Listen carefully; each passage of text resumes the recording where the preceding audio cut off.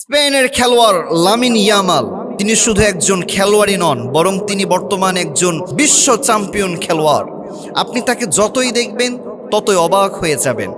একজন সাংবাদিক যখন তাকে জিজ্ঞেস করলো, why don't you make tattoo on your body, আপনি কেন আপনার শরীরে ট্যাটু আঁকান না?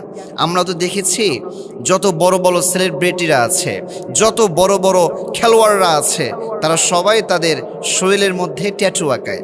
তারা সবাই তাদের হাতের ভিতরে, বডির ভিতরে, যে কোনো জায়গায় তারা ট্যাটু আঁকায়। তা আপনি কেন আপনার শরীরে ট্যাটু আঁকান না? তো ওই সময় লামিন ইয়ামাল এমন একটা আনসার করেছে, এমন একটা উত্তর দিয়েছে যে উত্তরটা শুনে সত্যি কলেজেরা ঠান্ডা হয়ে যায়। আলহামদুলিল্লাহ পড়ে। ওই সময় লামিন ইয়ামাল তিনি ওই সাংবাদিককে উত্তর করলেন, ভাই আমার, আমরা হচ্ছে মুসলমান ঘরের সন্তান, আমরা হচ্ছে ইসলাম ধর্মের একজন মানুষ। আমরা জানি যদি কোনো মানুষ তার শরীরের ভিতরে, যদি কোনো মানুষ তার হাতের ভিতরে, তার বুকের ভিতরে কোনো ট্যাটু আঁকায় এবং এই ট্যাটু নিয়ে সে যতই ইবাদত করুক না কেন, যতই সে সেজদায় লুটিয়ে পড়ুক না কেন, আল্লাহ তাআলা কিন্তু তার একটা ইবাদতও কবুল করবে না। সুবহানাল্লাহ পড়েন। তার মতো একজন মানুষের মুখ থেকে যখন এইরকম কথা বের হয়, এটা কত প্রশংসনীয়, এটা আপনি একটাবার কল্পনা করে দেখেছেন? তার মতো একজন বিশ্ব চ্যাম্পিয়ন যখন এই কথা বলে যে আমি আমার রবকে অসন্তুষ্ট করতে পারবো না, সে এটাও ভাবে যে আমি যখন মসজিদে গিয়ে আল্লাহ তাআলাকে সেজদা দিব, আমার সেজদাটা যেন কবুল হয়।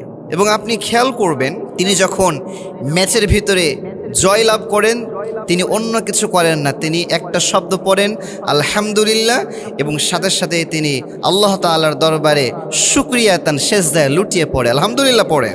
এবং আপনি খেয়াল করলে দেখতে পাবেন, তিনি যখন জয়যুক্ত হলেন তখন তিনি মাঠেই ফিলিস্তিনের পতাকা সবার মাঝে তিনি উড্ডয়ন করলেন। এর দ্বারাই তিনি বুঝিয়ে দিলেন যে আমরা ফিলিস্তিনের পক্ষে আছি, আমরা মানবতার পক্ষে আছি।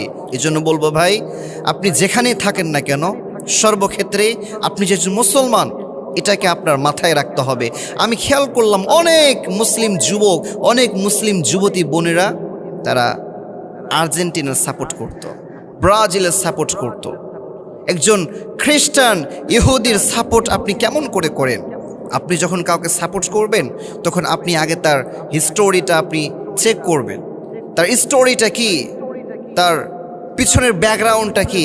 এই যেমন ফিলিস্তিন মুসলিম ভাই এবং বোনদেরকে যখন জুলুম করা হয়েছে, অত্যাচার করা হয়েছে, হত্যা করা হয়েছে, তখন এই আর্জেন্টিনা, ব্রাজিল এরাই কিন্তু অনেক বেশি সাপোর্ট করেছে।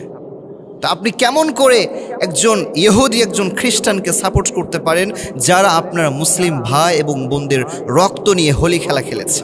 এজন্য বলবো, যে কোনো কাজ করার পূর্বে আপনি জাস্ট একটাবার ভাববেন যে আমি কি করছি, কার জন্য করছি, কোথায় করছি।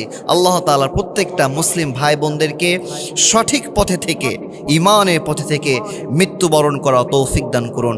সকলে পড়ছি আমিন।